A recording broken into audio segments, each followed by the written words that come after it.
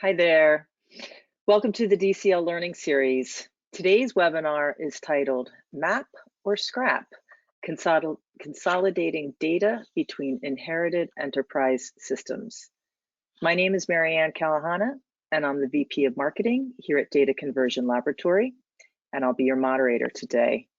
A couple quick things before we begin. The webinar is being recorded, and it will be available in the on-demand section of our website at dataconversionlaboratory.com. We invite you to submit questions or comments at any point during today's conversation. We'll save some time at the end to be sure we can address all of those.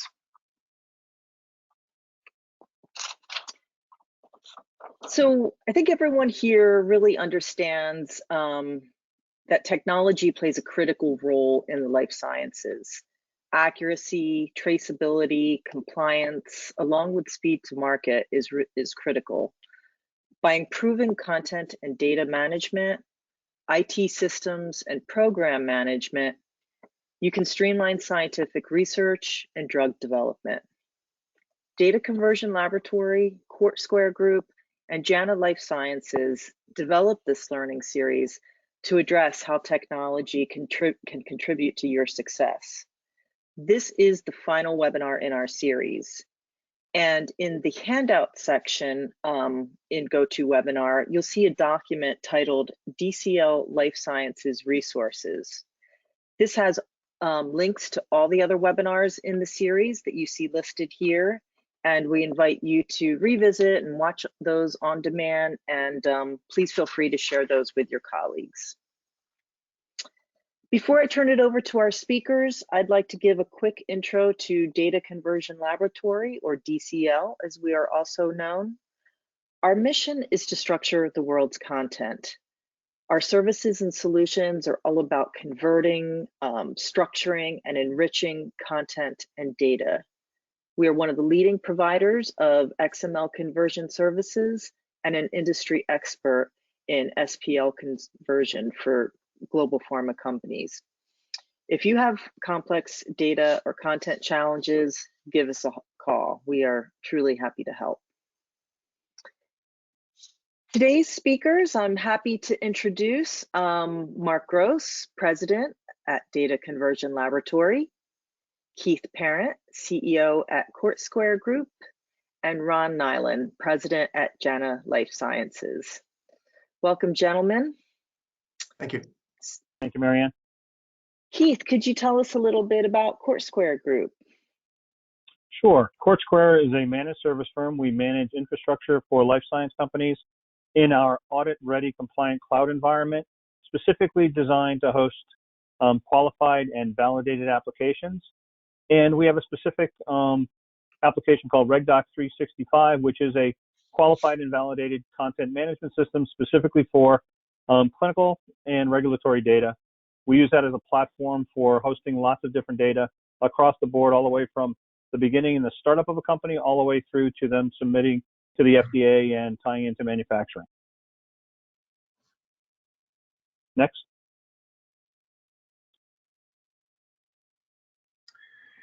As for JANA Life Sciences, we're a third-generation family-owned company founded in 1973. We are certified to ISO 9001:2015, and we just completed our second audit associated with the new standard ISO 13485 for medical devices. We're basically a technical services company that focus on technical documentation. Like our partner here, DCL, we also work in the areas of XML and data. We provide not only technical writing, but also engineering services. We're a projectized company with project managers at the heart of each and every project we do. And really beyond content development, I would say the other area that we focus in on is related to operational excellence, just ensuring that processes and systems come together and enable a company to be not only efficient, but compliant. Great. Now, as we get into our webinar for today, I think that this is something that I just want to talk to everybody about. If you've seen the other parts of our series, you've seen us go into a lot of detail around metadata, around the data itself, the content across the board. This particular one called Map or Scrap talks specifically about enterprise systems and what happens with all of those old systems that you need to now configure into new systems and tie things together. So we wanted to have one webinar that basically talked about some of the issues you're going to deal with, and we're going to make this a very practical one. There's going to be a lot of conversations. You can look at Mark and Ron and I, and you can see that we're no spring chickens, and we've been around for a while, so we've seen a lot of these different types of systems come and go. And we want you guys to learn a little bit from our experience of having to deal with those. So this first slide, we're talking about technology road mapping and the fact that in whether it's pharmaceutical or med device or biologics, we're talking specifically around there's always this transition in this continuum of systems where you go from transitioning from early research, you then have to get into clinical systems and regulatory, you're dealing with the regulatory authorities, and then if you're lucky enough to have something that gets approved, you now have to go into manufacturing and post-launch and all the things that happen along that spectrum, looking at your product along the way. And in that spectrum, you've got all these different systems, and those systems have to talk together. Our goal is to make sure that when we are dealing with this continuum, that it's as easy as possible to talk and transfer data. There's nothing worse than data that gets lost or you have to clean that data. We far too often have to deal with a lot of these projects where we're actually cleaning data. And it seems like that's a tremendous waste of money and time and effort in this industry, and it happens far too often. Mark or Ron, you guys want to comment on that?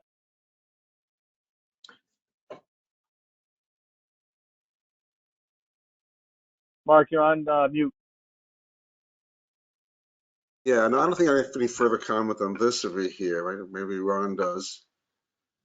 Yeah, I guess my general sense is when it comes to data, it's sort of living and breathing information, right? And with that said, there is a life cycle associated with it, and so data is sort of coming and going. It's sort of living, it's breathing. It's ultimately it may be dying, if you will, when it gets archived, put into its final resting place. But if we think about the aspect of the broader industries, biotech and pharmaceuticals and medtech, there's absolutely this imperative to just continually define new products, and those products need to be brought to market as quickly as possible. And it's the systems that are helping them to do that, right? But I guess the issue is increasingly the connectedness of the systems is an imperative just to ensure the efficiency to bring these products to market as quickly as possible. Otherwise, some of these products may end up coming to market sort of falling flat, if you will, because they got one thing wrong, and that was timing. And timing is such an imperative. I think one of the biggest things in this industry when we have to deal with data is the fact that if you are successful and you do go to market and you do launch those products, all of a sudden the data that you collected all along the way to get to that point becomes even more valuable, because if anything happens in the future, you've got to be able to go back to that. And if you go back and you're asked by a regulatory authority to find data about something happened in an early process, you better be able to find it. So being able to do tagging of that data and being able to search through that data is a really important thing that is almost unique to some of the stuff that we do in this industry. So, that's one of the reasons on the earlier webinars, we talked a lot about how can I get to that data and find that. Why don't we go on to the next one, Marianne? Yeah. Now, I would just comment on Ron's comment about data going to its final resting place. I'm not sure it ever really goes to its final resting place. So it's really important that you be able to get to it, as Keith mentioned, and also to be able to deal with that data and get it, and to be able to, my favorite, to be able to convert it into what you need today in case these are long product life cycles. It could be 7, 8, 10 years ago that this material was done. It's not the same. It doesn't fit the same way as it did before. So Yep. just a thought on that. And then on the tail end, those regulatory bodies are requesting information be kept for 20 to 25 years. So if you look at it in aggregate, you could have several decades worth of information that you'll need to consider and manage. Right. Yeah. That's exactly right.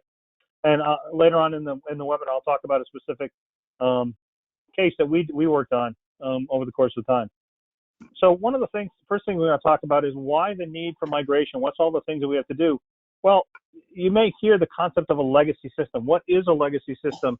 And in this particular picture that you're seeing, for those of you that are computer history nerds, you're going to find out this is the ENIAC. For many, many years ago, I think Marianne suggested that this was out of Philadelphia somewhere.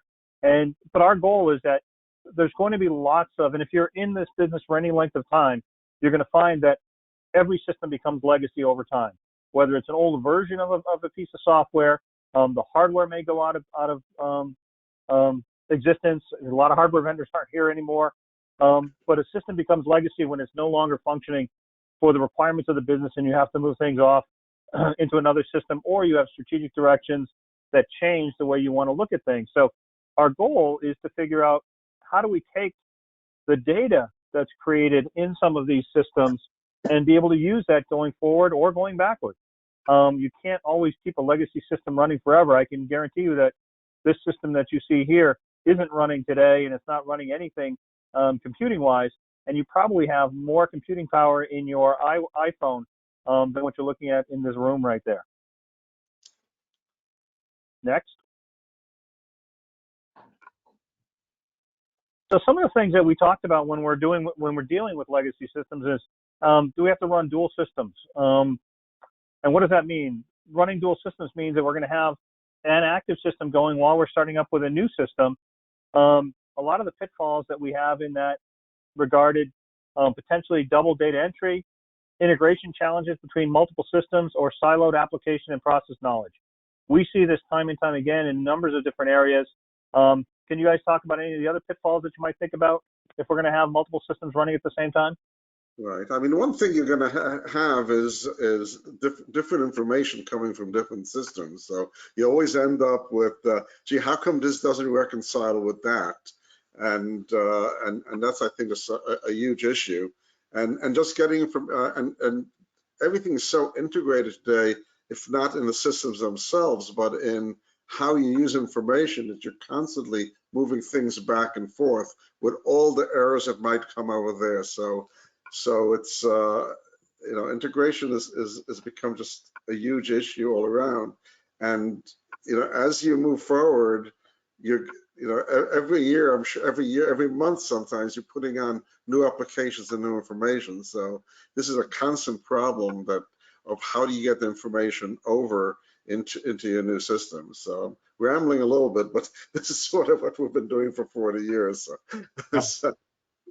So I would say that there are two elements that are primary issues for companies. One relates to effort. Studies will show 5 to 10 seconds. If people don't know where to put something, can't put that data or that document into a system within 5 to 10 seconds, they won't. So if you have dual systems and one is easier to work with than the other, then it's very likely that you may end up finding people are using that and the data is going there, the document's going there, when perhaps it could have and should have gone into the other system. But the other element on the back end here is understanding decision-making in the organization, and the idea of being really confident in decision-making that's based on data-driven decisions that will require you to have that single source of truth of information. So if you've got parallel systems, then invariably you have redundant data. But then the question is, how well is that aligned and how well is it cleaned? And if you have data coming through one that's a little dirtied, it may adversely impact decision making. So let's talk about some of the advantages of having dual systems. Are there some? Well, in fact, there are actually some. One of those could be that if you've got a part of the company that you want to spin off and you're using certain applications for that part of the company, it might be easier if you're going to be spinning off part of that. So you keep those on those systems, and those systems might actually go with that company. I've seen that happen numerous times over the years I've been in business. And the other one, maybe you might want to focus that usage. So you may have a certain set of people or a certain product suite that is in one area. It's not going to go further than where it already is, and you may want to just keep it on that. It's not worth migrating all that data. You've already gotten to a point where you're okay with that, everything that's there. I know we have a case in point where we actually hosted for a major pharmaceutical company a system within our data center was running on an old deck gear, and they basically needed to go in once a quarter to pull data off of that system, and we had that running for about 10 years within our data center, and finally they shut it down.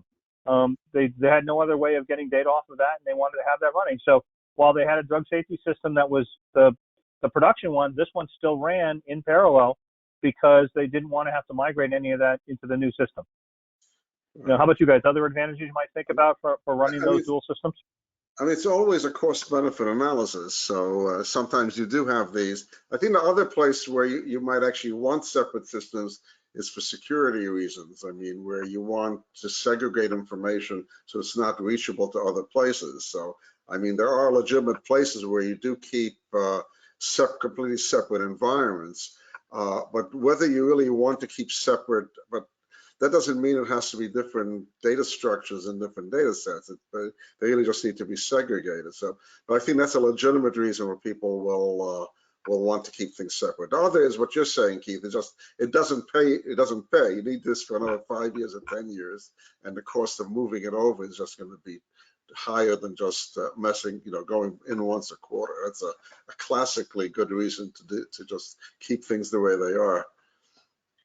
I would just add on to that a few elements. One is cost. Sometimes you might have one system that is much more cost efficient. For instance, let's say for archiving purposes.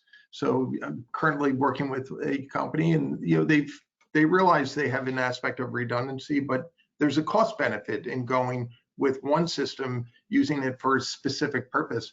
I think that, purpose-built systems, when you think about that concept, is another reason for the advantage, meaning within certain departments and functions, they may have a very significant set of work practices that they need to adhere to. They may have work styles that they're accustomed to, and for that reason, they may lean toward having that system stay intact, if you will, and running to some degree parallel.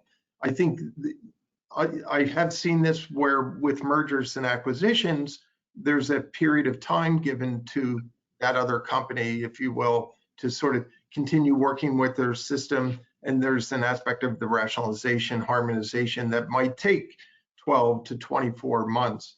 So those are some advantages, but especially work styles. Individuals develop work styles. Ideally, they're aligned with their work practices, their SOPs and work instructions. And if they're going to a new system, then there's a need to develop updated documentation. And so sometimes companies don't want to go there in terms of updating work practices and SOPs.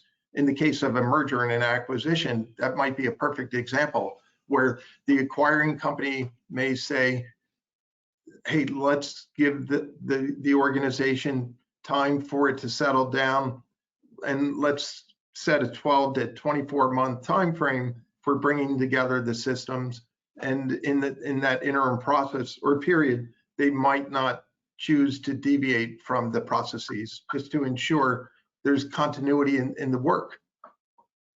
And before we're going to move on to the next slide, but before we do that, I just want to say that particularly for fit for purpose applications, things like in the lab or on the manufacturing floor, particularly in this industry, you're going to see that there's some things that may need to be running while you have other systems in place. So how about let's move on to the next slide. So now when we're talking about enterprise system integration, there's a bunch of different areas that we want to look at. What are the things that we look at when we talk about integration? Functionality, the user base, and searching. So let's talk about functionality first. The best does not always win in integration with critical systems. What does that mean? Well, the best does not always win. Let's talk about merger and acquisition. I've been involved with a number of these over the years where very large pharmaceutical companies buy other very large pharmaceutical companies. Some of them may have just invested in a new system and they have it out there, and it may have far more functionality than another system. However, the user base at the other company is used to the older system or a different system with less functionality, and the cost to migrate or bring everybody onto the new one would be far more than what they want to spend as part of that acquisition money. So they would end up staying with the one that has the larger user base. So those are one of the things that you deal with, talking with functionality and user base. And then also those critical systems. How do I tie things in to something that could be critical? Is there a time period that we need to deal with? How do we try to tie those together? Ron, you want to jump on that? Yeah, so you're right. I'm not a spring chicken. I'm definitely a chicken though. But when I was a spring chicken, one of the first acquisitions that I was involved with was with Pfizer and Warner Lambert. This was an $80 billion acquisition. And the day after the acquisition announcement, I was tapped on the shoulder and I was told, you're going to work over the next few years in creating a harmonized, if you will, IT landscape between development and medical affairs. And when we went and we looked at the systems being utilized by Warner Lambert, it was a little bit of a aha moment where people then found themselves thinking, hey, they actually are more progressive than we are. So it can be a very enlightening experience to go through and do that sort of very deep analysis of the systems. But in the case of Pfizer, while they were acquiring, I'd posit to say very few people came from Warner Lambert to the new company. And so that ended up being an issue around the users and their comfort level with the new systems. So it's a little bit of a balance, where, yeah, that functionality might look great, but if you don't have users that really understand how to maximize that functionality, then you may sort of dummy it down a little bit. Not that that's the right descriptor, but hopefully know what I mean. All right. And I mean, you sometimes do have to dummy it down, that's for sure. It's also, this is a time-consuming task to really combine the system. So, and it's not done in one day. So, but I think the danger is that you just sort of leave it and never do it. So I mean, I've come across companies that 3 or 4 or 5 years later are still siloed in a way which is not helpful to the company. And rather than like taking them, putting together a plan where over time you put together the systems, is also it gets left aside. And I think siloing the systems has a big cost to it. So I think one of the things that's important is to be part of the plan, to be able to know how you're going to do this and make sure that you don't leave things on the wayside. If I could just pick up on that last note there, Mark, in terms of siloed systems, one place that you will know you have siloed systems in your company is when it comes to search, without a doubt. And this will end up being, I think, an aspect that companies increasingly will want, that enterprise-related search mechanism. And at a minimum, you have to have your systems integrated. But ideally, you're doing this rationalization. You break the walls down in the silos, but through the search engine capacity. Yeah, that's a great topic, Ron. And one of the things I want to bring up was that in both webinars 2 and 3 of our series, we talked a lot about metadata taxonomies, and we talked about content structure and systems integration. So if you go back and look at those webinars, you'll be able to see a lot more of the detail aspect of that. But the concept of finding data and where that's going in the future, one of the things that we're all working on are things now, and I know that DCL is this is one of the major areas that DCL deals with, is getting that data in a place where when it goes from one system to another, we can make sure that we can find that data and we link it. One of the biggest issues is going to be structured versus unstructured data and how we get to that data. There's a lot of new systems, and we're seeing a lot of push into machine learning and AI to help us be able to find some of that data across all these different systems. So I think that's going to be a major push in the future for how we can tie some of those together. Absolutely. Right, and also making sure your the proverbial apples and apples, that you compare apples and apples, data changes, how you use it changes. So I think there's a need to make sure that the data you're looking at and information you're looking at really matches together. And it's like pharma companies are more and more data enterprises today, just totally dependent on the information they've collected, both the the data itself and all the textual materials and written materials and everything else. So I think it's really, and the length of time is there. It's getting more and more important that you be able to use it all. Otherwise, you're at a disadvantage. There's a high cost to that. Go ahead, Marianne, the next one.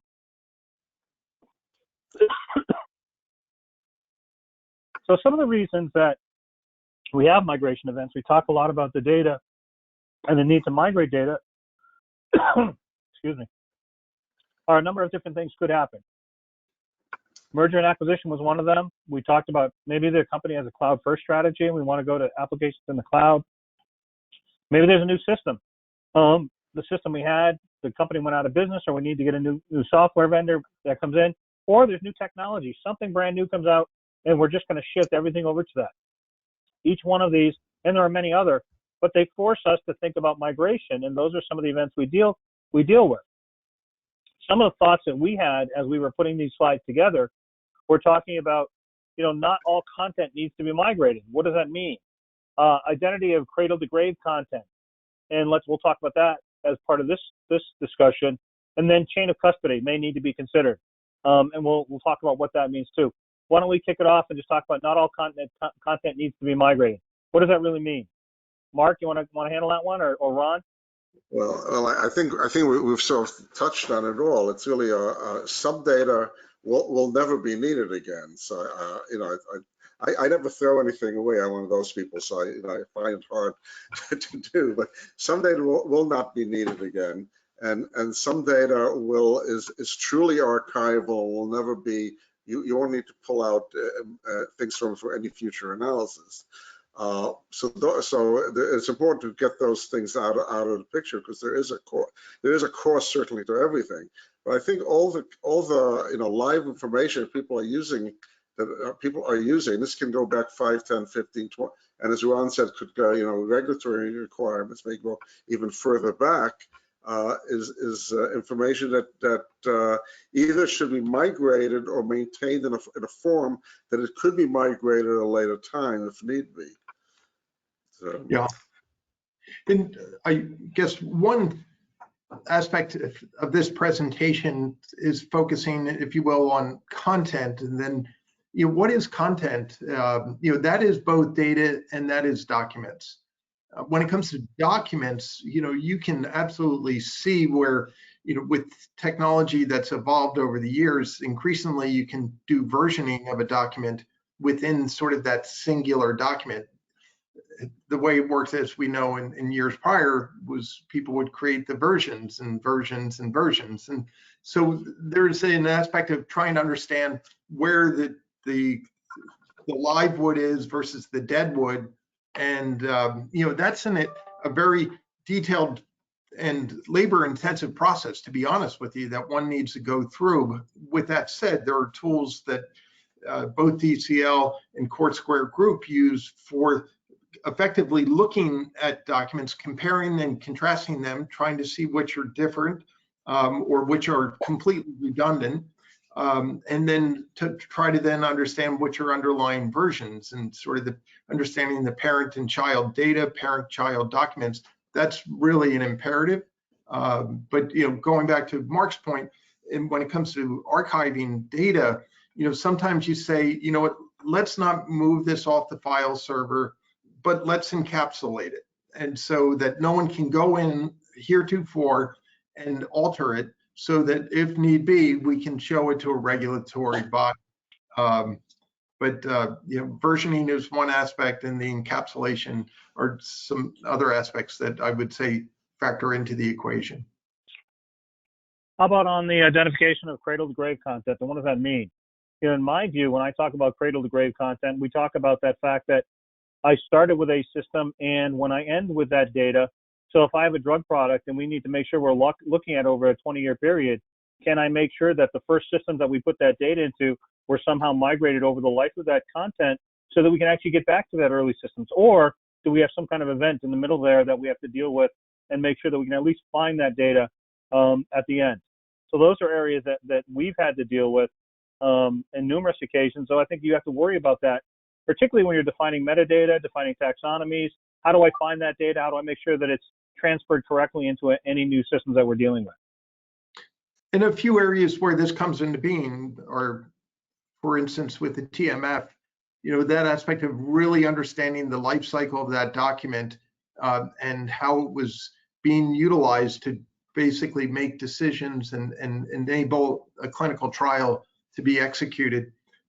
You need to show that life cycle, if you will. And for instance, when it comes to a protocol and all of those addendums that might happen, and not just in one country, but across the globe.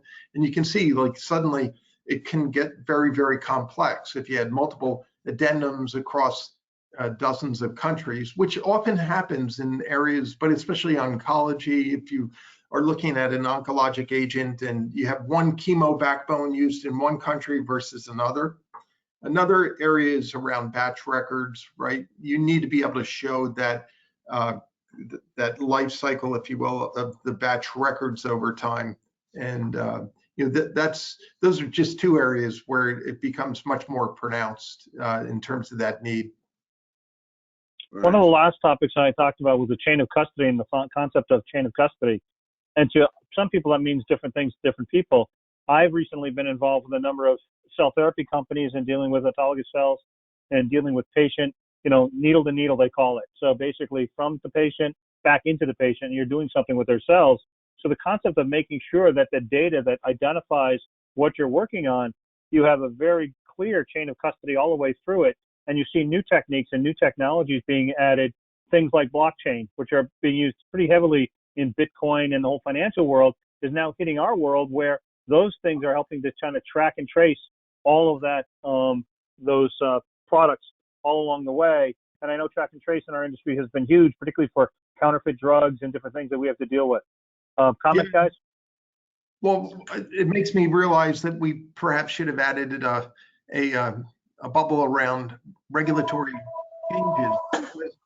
In fact, regulatory changes could dictate whether you need to migrate or not. And for instance, IDMP, which I think we may have talked about in either the first or second webinar series, IDMP, that identification of medicinal product, is definitely something that helps a company and regulatory bodies understand the integrity of that chain, if you will, but including as it relates to the component parts of a pharmaceutical.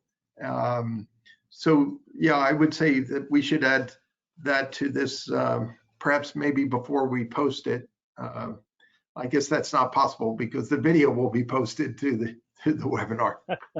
Anyway, we can always add an addendum on that.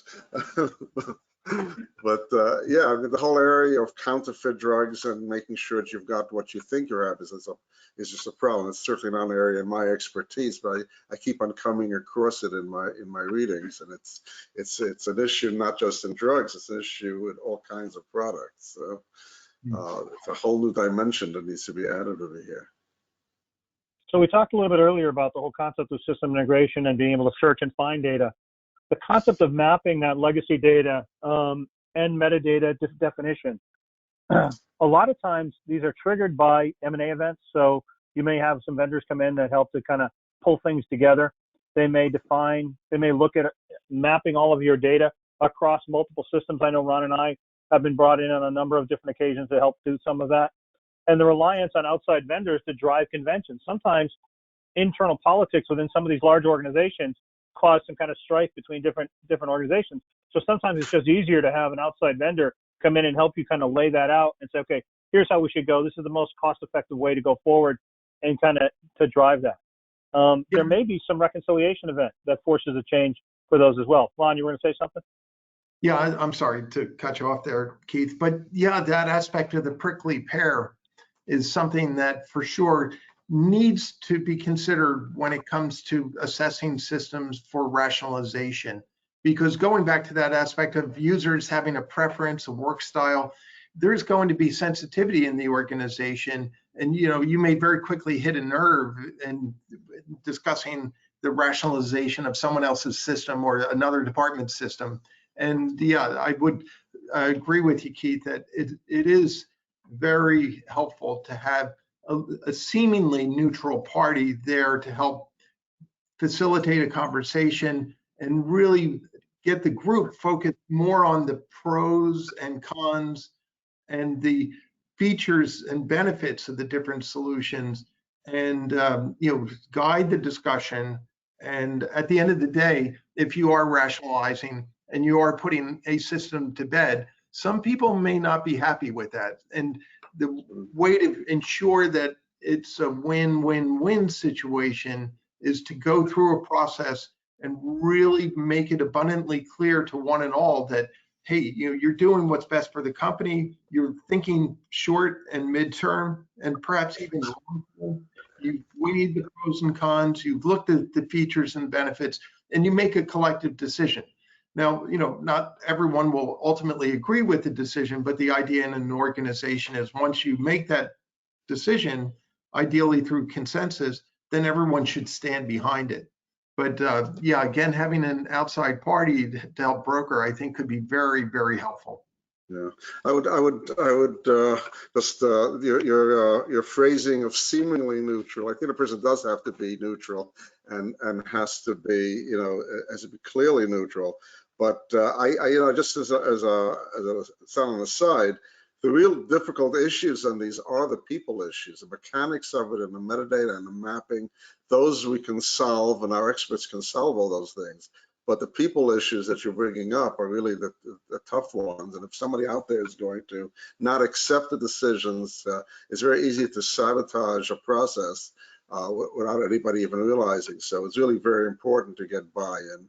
And it's not an easy thing to do, but it's no, it is. And I just want to go back to that aspect of the seemingly neutral element, because at the end of the day, if a vendor is brought in to support, right, the question is, who brought that vendor in? And do they have an allegiance, if you will, to the person that hired them? But yeah, by all means, Mark, I agree with you. There has to be that neutrality. You need to be seen as sort of the Switzerland of decision making. And I think all three of us would say that we're very system agnostic. We're here to help companies understand how to structure their data better, how to integrate in a more seamless fashion, how to increase the efficiency. It's not about us. It's about ensuring your business objectives are met. Right. And I also think there's. So I also think there's a way when you think about, we talk about mapping legacy data, and people think about legacy, it's got to be an old company with old systems. The reality, it could also be a state change in the company where you go from an R&D company into one that's now going to have a full product out there, or we just got funding, and now we're going to hit a regulatory issue that we're going to have to deal with. So that concept of reconciliation event could be one of those things where I'm now going from R&D, I now have to go into more kind of cohesive systems and kind of tie those together. So you can take that opportunity to take local file shares or things in Box or Dropbox or Ignite or different areas and kind of pull them together. I know that we deal with that on a very regular basis when we're using that as a kind of a forcing function to help companies look across the spectrum of all their data and say, okay, how do you really want to have that? Because right now, one of the big issues that we hear of, I can't find anything, or it's always over here, or I can't map that drive, or I can't do this. So we use that as a reconciliation event to help companies identify, well, how do you want to find it? What do you want to do? What's the way that would best suits the way you guys want to move forward? And then we use that as a way to say, here's how we're going to map it, here's how I'm going to tie it out, and here's what you're going to be able to see going forward. And that's usually a way that people can look at it. I mean, think of in practical terms, you just moved into a new house and you've got boxes and boxes of stuff, and it's kind of overwhelming that you've moved all this stuff out. Some people hire a third-party person to come in to help them just to organize. So you have these organizers. We're organizers for the closets. Your data closet is what we're going to organize, and that's kind of what you think about there. Other comments, guys? Ready to move on? No, so your analogy, I think, points something very important. So one thing people do when they move is they just take all those boxes and put it in the attic and never really look at them properly, and then it disappears anyway. And really, the movement of data like this is a time when it's really important to not just move things over, but to make sure that you can find it at least at some level. So it's not just moving the boxes, but the contents of the boxes need to be organized. And I think it's fair to say we go into the attic. We also go down into the basement, right? And we need to understand in totality where the data is, and then just to help rationalize it. Anyway. So how do we do it? How do we kind of rationalize? How do we bring these things together? How do we map? So we talk a lot about multiple production systems. You may end up having to have multiple production systems that feed into each other. You may end up putting a clearinghouse system between those systems because you don't want to break that, or you may have invested heavily into something. We might have different departments using different platforms. If that's the case and you keep them separated, you may need to do some of that. Or we might have customized processes that we've developed to deal with different silos of data and how they do that. There might be some practical reasons for doing what you do and maybe merging that data or migrating that or centralizing it. You know, a lot of times you're going to see this shift from centralized to decentralized and then from decentralized back to centralized. Our industry is not any different than any other industry, and you see this across the board. Every 10 years or so, some new thing comes out and we're going to be doing this pull toward the center and then breaking it back out again. And you know, I think every time you have a different set of executives come into a corporation, they've got to kind of show their way and do that. So we do that through lots of different things with the systems. Comments, guys? No, I think you're absolutely right. I don't have anything to add to that. What I would add is just around policies and procedures. So yeah, with this expansion of some of the platforms that are out there, it's making companies look at their policies and procedures very differently. Meaning today it's much easier to think about enterprise content management and using some of the platforms, and I'll just throw one out there. I think it's called Microsoft, right? You know, within Office 365, you've got basically dozens of apps, and many of these are associated with their ability to manage content. And so it is easier now for a company to look at their policies and think about retention of records in particular, right? And there's also the aspect of, you know, how people are managing information, which historically in life sciences happens quite a bit in email. And you know, people historically have felt like, well, you know, I've got my folders and I can keep these ad infinitum, but many companies are now rethinking the aspect of the retention of not only records, but records and within email. And so they can institute policies, and they are using platforms like Microsoft to say, you know, your email is transitory. You know, you've got basically 180 or 365 days in which to manage it. But thereafter, that stuff needs to either be put in a sort of an archive folder, if you will, within Outlook or within that resident system. And it's something that companies will do to mitigate risk, right? Their exposure. You know, there's that addiction that we have to Outlook in particular, right? Email for managing information. And it's not really an enterprise content management solution. I mean, it's a point solution that was designed 30 plus years ago to share information, but it's not enterprise content management. But you know, I would posit to say, you know, Office 365 more holistically is. And then the question is, if you go there, then you know, it's not for the faint of heart. Policies and procedures need to change in the company, and it needs to be driven from the top down too. Sounds good. Marianne, how about let's move on to because I know we're getting short on time here. Yeah, so you know, they Ron, say you're going, I think it was Yogi Berra who said it, you'll end up someplace else. You know, and you're not necessarily being given signs when it comes to this rationalization work, but what you have are steps that you can consider following. And you know, the thing is to go into it sort of open-minded and really think, okay, anything and everything is up for grabs, meaning even that system we just implemented a few months ago might be worth reconsidering. So you need to think about what are your objectives in your defining a strategy, if you will, for your data and your content. And you need to think about the drivers and technological change of underlying platforms is what we're talking about here. You may also have imperatives within your business. You may have CAPAs that you're dealing with, and you need to put in a better quality management system, as an example. You may have some one of the things, Ron, one of the things I want to add to what you were saying is when I was thinking about on the slide earlier and now into this one, it's one thing to be a sponsor and have lots of data and lots of systems, but if you're also a consultant or a CRO working with lots of sponsors, you may actually have to deal with lots of different systems across those sponsors. So being able to figure out how your systems can work with their systems is as big a part of some of this stuff to do. So when you're visualizing that roadmap, how am I visualizing how I'm working with lots of different customers or lots of different sponsors across the continuum as well? Yep. Yeah, so the identification of where the systems are going, that's a requisite. And on this slide here now, sort of shifting, what we're looking at is basically, it's a very simplistic roadmap for an organization, and it goes over multiple quarters, and it's broken out in this case by aspects of infrastructure, needed improvements, aspects of integration. This is a very simple rendering that anyone can very quickly absorb and sort of get a sense of where they need to go over a period of time. But the fact is, you can make it much more complex. You could break it out by functional areas in the company. You can show the interconnections between these systems.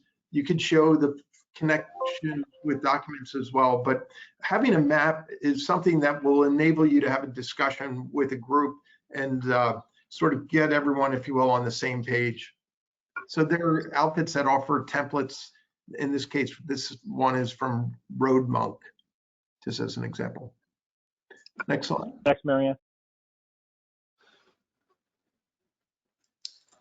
So, when it comes to that sort of separation between data and documentation, this is a little bit more focused, if you will, on the documentation side, the idea of enterprise content management. And I just labeled this the roadmap to Nirvana, but you can see this was developed by AIM International. So they're being given credit. And it was a rendering that basically shows the value of an enterprise content management system, from capturing the information, storing it, ultimately preserving it, and then delivering it, but delivering it across a multitude of channels, as you can see in the bottom right quadrant of the graphic.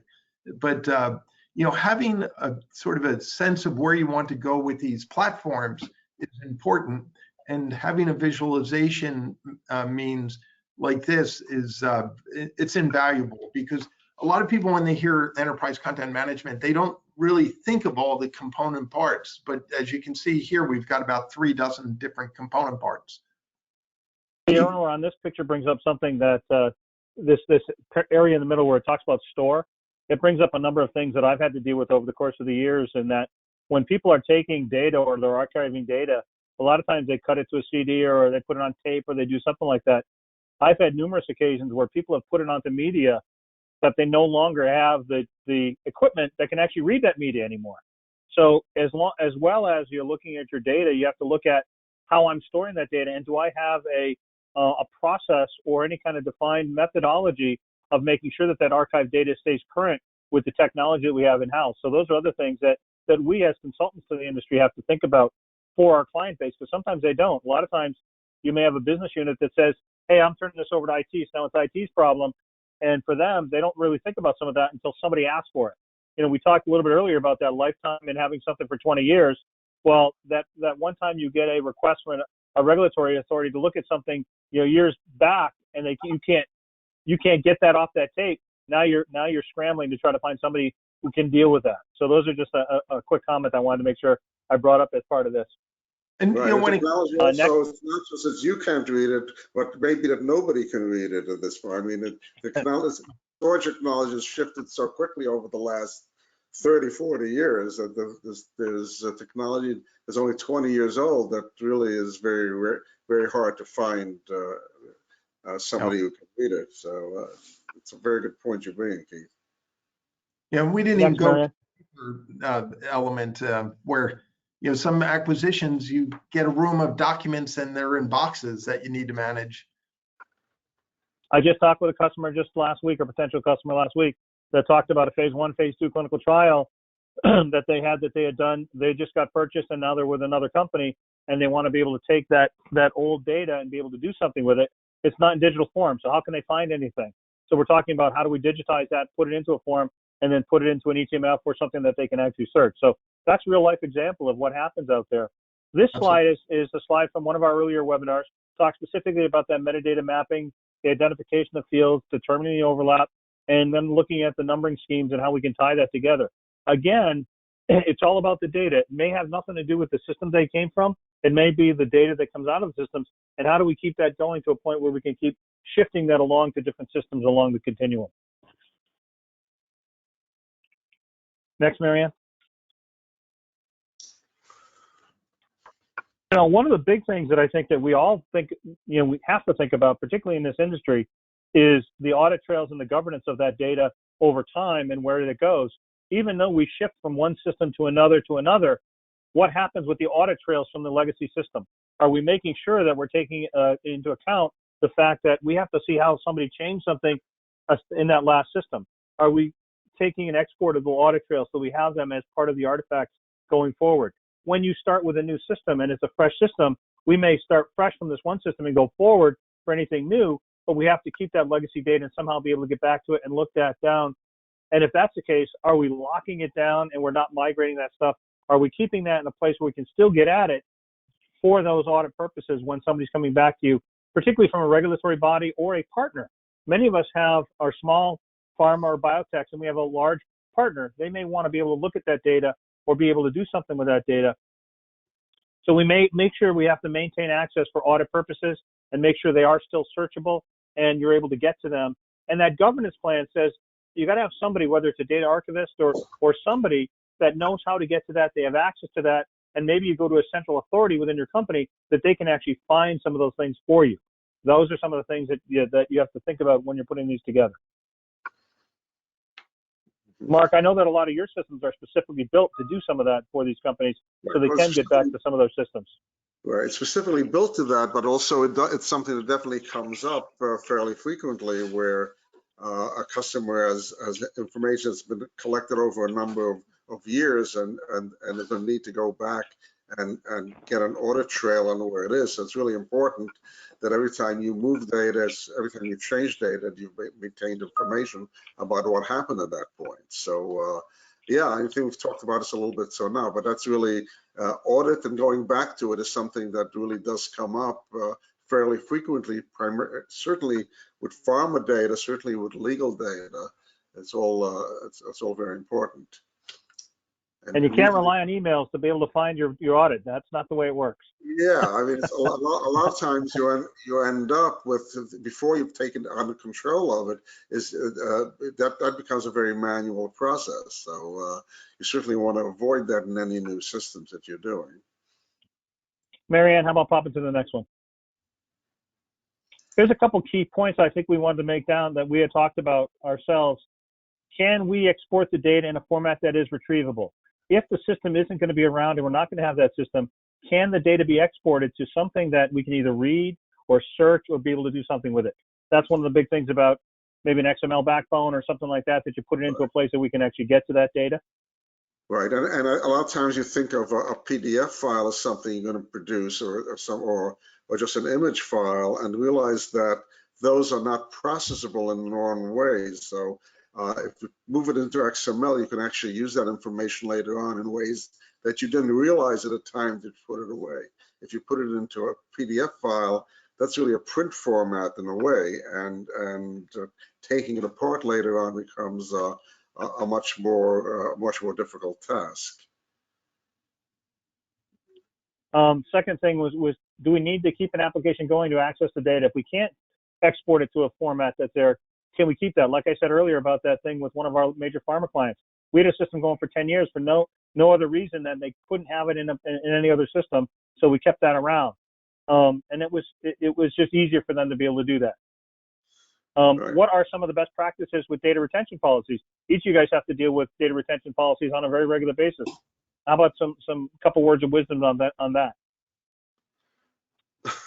I'll leave that for you. I mean, as far as I'm concerned, data retention is whatever the legal requirements are usually.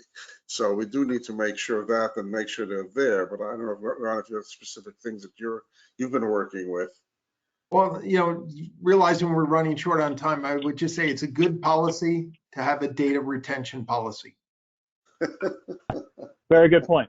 And then locking down the data and making sure that there's only access to certain people that can get to it, because you still want to maintain that governance that you had initially with that document. So don't put it in a place where it's open to anybody, making sure you're locking it down and that data can't change. Those are going to be important things to think about. Next, Marianne, you can pop over to the next one and then run after that. We'll start getting into the use cases. Okay. So just very quickly on use cases, I mean, the place where we have a lot of experiences on, and there's a lot of other places where data is being used in the pharma industry, but certainly in structured product labeling, we support close to, I think, 200 companies now where we're getting the information in. So this is one way in which information needs to be moved into XML because it's going to be used it's required by regulation in the United States now, soon in Canada, soon in other parts of the world. So that's an area that we've been working with. There's other areas similar to that where information is going to be kept in a very structured way. So that's really a lot of what we do is make sure information is structured in a way so that we can do all the things we've talked about at the beginning of this hour. And I'll move this on to the next case that I think Keith are on. Great, and over the course of the whole webinar series. So thank you for that, Mark. Next. So from a use case, from a Court Square perspective, we can talk about, we were working with a major medical device manufacturer who was spinning off a pharmaceutical division. Their IT department didn't have time. They had a year's worth of backlog, and these guys wanted to be able to do a drug submission within a year. The problem was they didn't have the capability, resources internally to do it.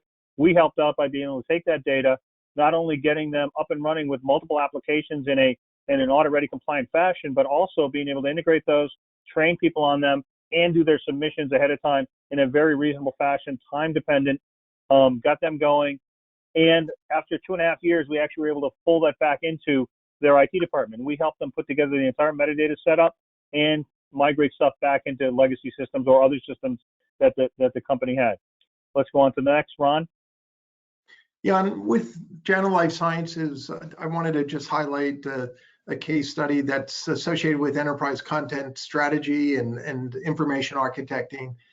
Basically, and it's a more recent example, working with a mid-sized company, grew in a very accelerated fashion over just a few years to where they are looking at their systems and they're thinking, well, now we need this rationalization, but especially from an enterprise content management perspective, i.e. documents. So we're tasked to drive the program management. As a company, we offer project management services in a fractionated or full-time manner. And then at the same time, we're also tasked with helping them to audit their content. And we're talking the attic, the house and the basement, and really trying to put together a cohesive picture for them, but especially with their clinical data for literally a decade. Basically, pardon? Thanks, Ron. We're gonna have to finish up. We're getting close on time here. I understand. And so let's kind of put this up as a kind of a closing slide for the webinar. I just want to show everybody that the three of us, three different companies, DCL, Court Square, and Jana, we're in this together, kind of helping you based on what we've done, our expertise across the board, whether it's data and content structure, hosting and applications, and program and process management. All of those factors are needed when you're dealing with some of these small or large problems. We're here to help you guys.